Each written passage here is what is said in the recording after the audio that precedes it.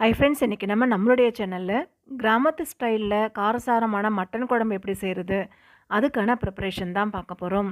நம்மளுடைய சேனலை சப்ஸ்கிரைப் பண்ணாமல் பார்க்குறவங்க சப்ஸ்கிரைப் பண்ணிவிட்டு பாருங்கள். பக்கத்தில் இருக்கிற பெல்லைக்கனை கிளிக் பண்ணிக்கோங்க. அப்போ தான் அடுத்தடுத்து புது வீடியோஸ் உங்களுக்கு நோட்டிஃபிகேஷனில் வரும். நான் 1/2 kg மட்டன் வாங்கியிருந்தேன். அதை வாஷ் பண்ணிவிட்டு குக்கரில் சேர்த்துக்கிறேன். இப்போ ரெட் சில்லி பவுடரு சேர்த்துக்கிறேன். அதோட சால்ட்டு சேர்த்துக்கிறேன்.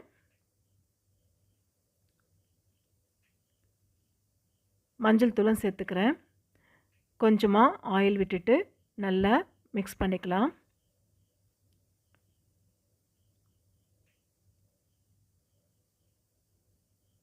இது போல் செஞ்சால் ரொம்ப நல்லாயிருக்கும்.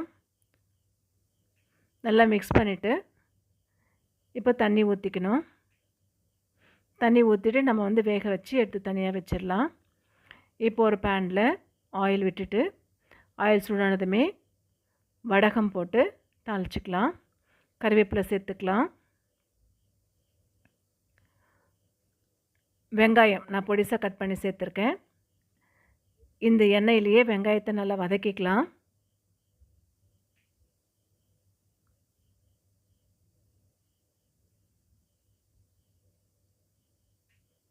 இப்போ மஞ்சள் தூள் ஏற்கனவே சேர்த்துருக்கோம், மறுபடியும் இன்னும் கொஞ்சம் சேர்த்துக்கலாம்.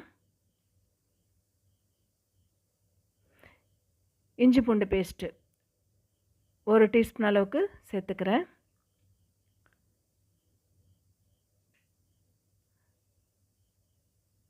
ரெண்டு தக்காளி நான் பொடிசாக கட் பண்ணி வச்சுருக்கேன். அதை இந்த வெங்காயத்தோடு சேர்த்து நல்லா வதக்கிக்கிறேன். வெங்காயமும் தக்காளியும் நல்லா வதங்கி வரட்டும். அப்போ தான் நல்லா கிரேவி கிடைக்கும்.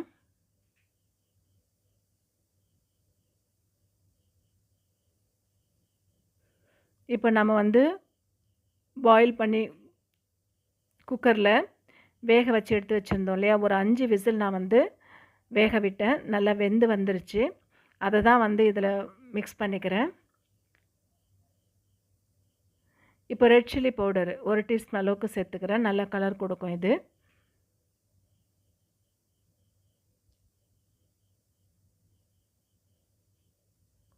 சேர்த்துட்டு வீட்டில் அரைச்ச கரம் மசாலா இதில் சேர்த்துக்கிறேன்.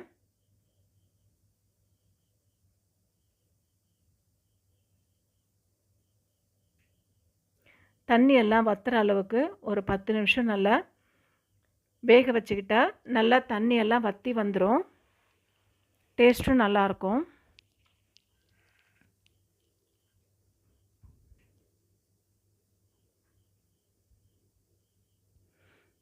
தண்ணியெல்லாம் நல்லா சுண்டி வந்திருக்கு பாருங்கள்.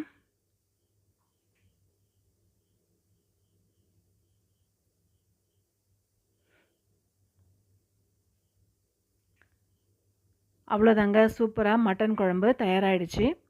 இது இட்லி, தோசை, சப்பாத்தி, பூரி, சாதத்தோடு கூட பிசைஞ்சு ரொம்ப நல்லாயிருக்கும் சாப்பிட்றதுக்கு. கடைசியாக கொத்தமல்லி போட்டு இறக்கிட வேண்டியது தான்.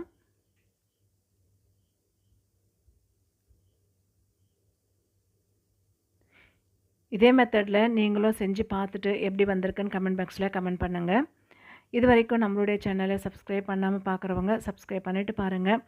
பக்கத்தில் இருக்கிற பெல் ஐக்கனை கிளிக் பண்ணிக்கோங்க. அப்போ தான் அடுத்தடுத்து புது வீடியோஸ் உங்களுக்கு நோட்டிஃபிகேஷனில் வரும். தேங்க்யூ.